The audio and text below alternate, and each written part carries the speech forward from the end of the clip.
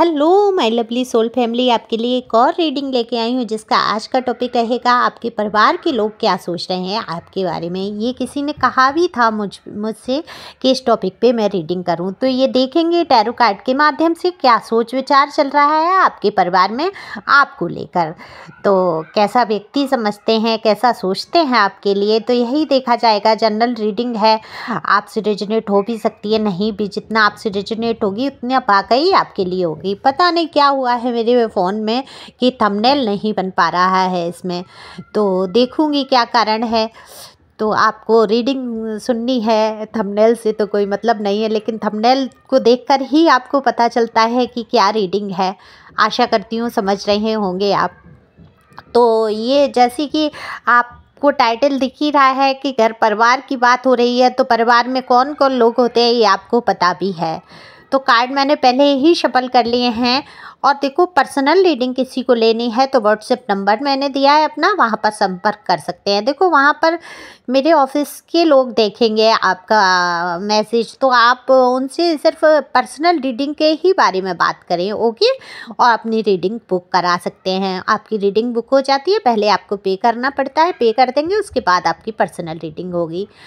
तो जैसा कि मैंने बोला, कार्ड पहले ही शफल कर लिए हैं और एक कमेंट्स तो करना बनता है आपका, जिससे कि आपकी एनर्जी पिकअप कर सकूँ। आप पहली बार आए हैं मेरे चैनल पे तो सब्सक्राइब करके अपनी एनर्जी को सेंड कर सकते हैं, लाइक कर सकते हैं, शेयर कर सकते हैं अगर आपको अच्छा लगे तो जैसा कि कार्ड में दिख रहा है यहाँ पर, मैं देख पा रही हूँ कि आपके घर परिवार के लोग आपके बारे में बहुत बातचीत करते हुए नज़र आ रहे हैं, क्योंकि आप में से कई लोग हरमिट के मूड में जा चुके हैं। द हरमिट का कार्ड है, ऊपर से बहुत खुश रहना, लेकिन अंदर ही अंदर आप काफ़ी परेशान और दुखी हैं। तो आपके विषय में सोचेगा कौन? आपके घर परिवार वालों को जितनी चिंता, जितनी फिक्र हो जाएगी उतना तो किसी को नहीं होगी।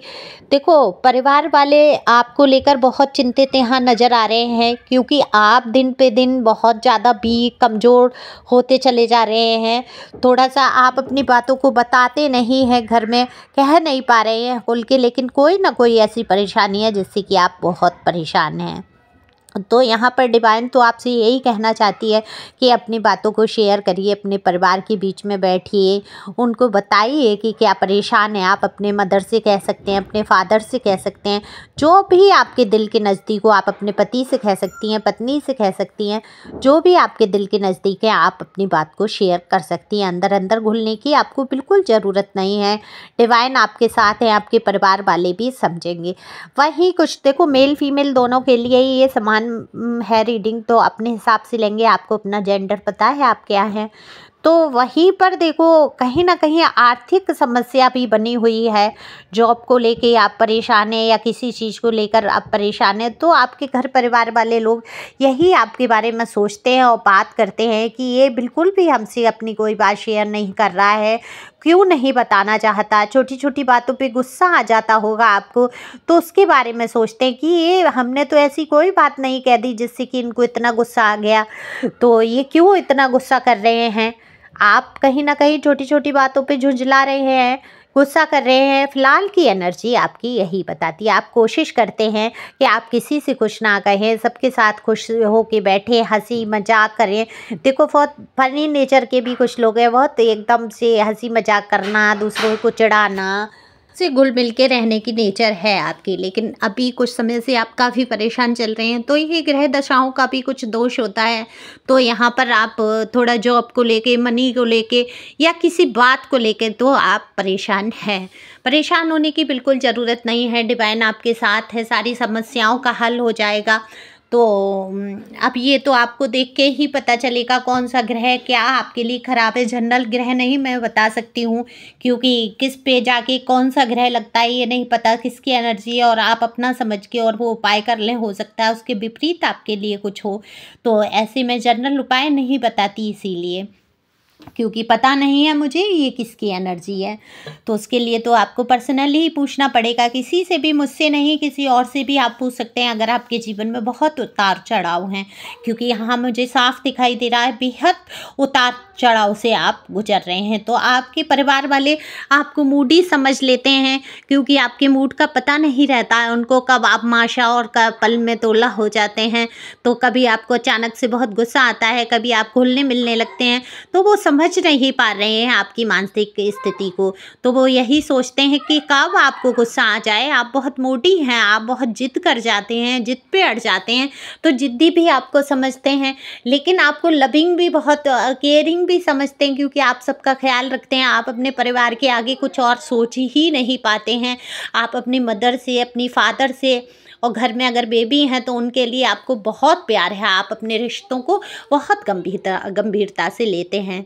वहीं कुछ लोगों के घर में अगर हस्बैंड वाइफ हैं तो उनमें आपस में बहुत मनमुटाव भी यहाँ पर मुझे दिखाई दे रहा है। किसकी एनर्जी है नहीं पता, ये जनरल है, आपसे रिजोनेट हो भी सकती है, नहीं, उस हिसाब से ही आप सुने, क्योंकि बहुत सारे लोग देखते हैं, हो सकता है उनमें से किसी का ये हो। तो यहाँ पर कुछ लोगों का आपस में बहुत, पार्टनर के साथ बहुत मनमुटाव, बहुत ही ज़्यादा, मैं ये कहूँगी नो कांटेक्ट जैसी सिचुएशन बन गई है, या तो घर में रह के ही या घर से थोड़ा बाहर जाके। तो वहाँ पर सोच विचार बिल्कुल भी अच्छे नहीं हैं। आपका पार्टनर चाहता है कि आप पहल करें रिश्तों में, आप समझें और समझाएं, वहीं आप ये चाहते हैं कि इनकी गलती है तो इनको समझना चाहिए, इनको बात बतानी चाहिए, कहना भी चाहिए। आपका सोचना सही भी है, क्योंकि जब आप हद से ज़्यादा झुक जाते हैं, ज़्यादा ही केयर, ज़्यादा ही आप नखरे उठाने लगते हैं दूसरे के, तो वो आप पर हावी होने की कोशिश करता है, उसका ईगो उतना ही बढ़ जाता है। मैं ये बिल्कुल नहीं कह रही हूँ कि आप अपने पार्टनर को प्यार ना दें, उनसे पूछें नहीं, उनकी परेशानियों को जाने नहीं। बिल्कुल आपका हक बनता है कि आप अपने पार्टनर की परेशानियों को जानें, उन्हें प्यार दें, उन्हें प्यार करें। लेकिन अगर नो कांटेक्ट, नो सिचुएशन में हैं आप अपने परिवार से, तब आपको बिल्कुल भी अपनी तरफ से पहल करने की ज़रूरत नहीं है। अगर आपकी गलती है तो वहाँ आप अपनी तरफ से पहल भी कर सकते हैं, माफ़ी मांग सकते हैं, तब भी ईगो हावी होने की ज़रूरत नहीं है। लेकिन आपकी गलती अगर कोई नहीं है, आपने बहुत दुख मुसीबत उठाने के बाद ये दूरी बनाई है अपने परिवार से, तब आपको अपनी तरफ से झुकने की कोई ज़रूरत नहीं है। ना ईगो को लाना है, बस स्वाभिमान को बरकरार रखना है। देखो, ईगो और स्वाभिमान में मैं हमेशा कहती हूँ थोड़ा सा फ़र्क है। जहाँ स्वाभिमान आपको झुकने नहीं देता है, आप किसी को अन्याय बर्दाश्त नहीं करते, वहीं ईगो आपको आगे बढ़ने भी नहीं देता है। तो आपको आगे बढ़ते रहना है, अच्छा सोचना है, किसी के लिए बुरे विचार मन में नहीं रखने हैं, बुरी भावनाओं से आगे नहीं बढ़ना है, सिर्फ डिवाइन पर छोड़ते हुए आगे बढ़ना है। लेकिन अगर कोई आपके सामने झुक के आता है, कोई परिवार का व्यक्ति अगर गलती कर चुका है और उस पर आप क्रोधित हैं, और अगर वो झुक के आपके सामने आता है या माफ़ी मांगता है अपने किए की, तो आपको माफ़ करना तो आपका फ़र्ज बनता है। बड़े दिल वाले ही माफ़ करते हैं, और जब आप माफ़ कर देते हैं तब उनकी यादों से, उनकी बातों से आप बिल्कुल दूर हो जाते हैं, अच्छी तरीके से अपने आप को क्लीन करके आगे बढ़ते हैं। तो ज़रूरी नहीं है आप ऐसे रिश्तों को अपनाएं जिन्होंने आपके जीवन में जहर घोला है। उन रिश्तों को अपनाएं नहीं, लेकिन माफ़ करना तो आपका बनता है, क्योंकि ईश्वर उन लोगों से ही बहुत प्रसन्न होते हैं जो गलत लोगों को माफ़ कर देते हैं, आगे बढ़ जाते हैं। ये बिल्कुल भी नहीं यहाँ कहा जा रहा है कि गलतियों को बढ़ावा दें और माफ़ करें। अरे, एक बार किसी से गलती हुई और उसने माफ़ी मांगी है तो आप उसको माफ़ करिए, लेकिन बार बार वही गलती दोहराई जाती है आपके साथ और फिर हर बार माफ़ी मांग ली जाती है, तो वहाँ से तो आपको मूव ऑन करना ही अच्छा है। वो परिवार, वो घर ही क्या जिसमें सुख और चैन ना हो। तो जहाँ सुख चैन नहीं हो उस परिवार से तो बिना परिवार के रहना अच्छा है, अकेले जीवन व्यतीत करना अच्छा है, उसमें सेल्फ लव में आप आ जाते हैं।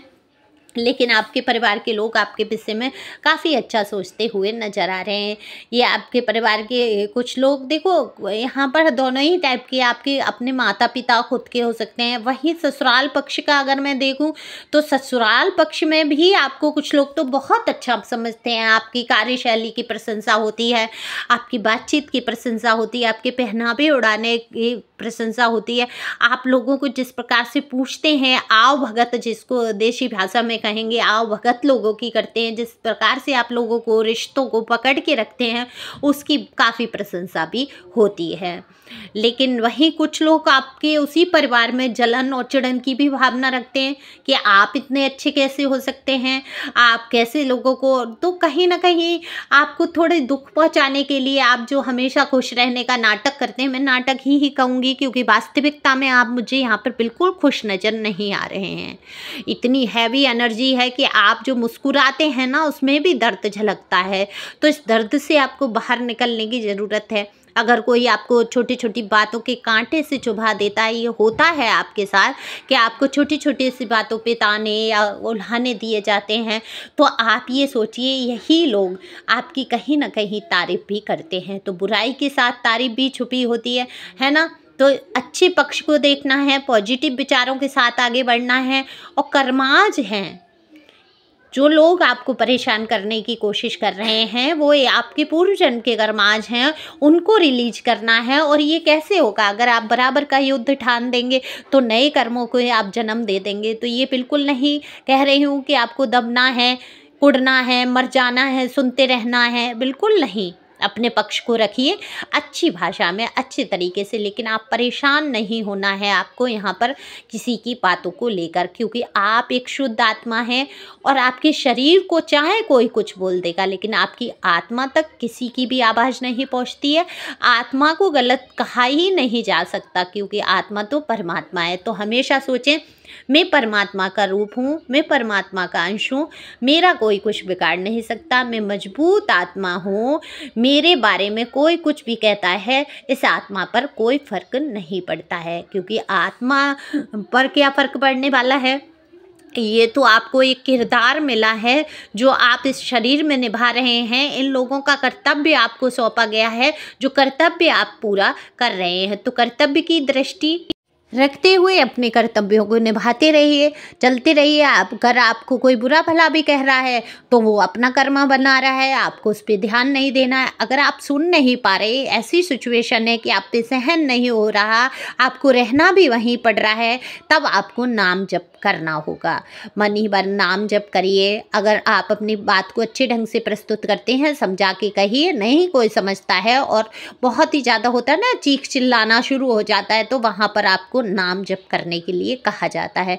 तो आप नाम जप करिए, आगे बढ़िए और इस किरदार को खूबसूरती से निभाते हुए आगे बढ़े। आपके परिवार वाले सब अच्छा सोच रहे हैं, बस आपको असलियत में मुस्कुराते हुए देखना चाहते हैं, आपके दुख को महसूस कर रहे हैं। कहीं ना कहीं सभी ये समझ रहे हैं कि आप जो परेशान हैं किस कारण हैं, बस ये उनको समझ नहीं आ रहा है। तो वो कारण को आप बता सकते हैं, समझा सकते हैं अच्छी भाषा में। अगर उन्हीं की वजह से आप परेशान हैं तो वो भी आप अपनी भाषा में बता सकते हैं। अगर वो सामने वाला समझने की स्थिति में नहीं है, फिर आपको उसको समझाने की भी ज़रूरत नहीं है, फिर आपको नाम जप करने की ज़रूरत है। ईश्वर पे सब छोड़ देना है, आगे बढ़ना है। Thank you for watching my channel.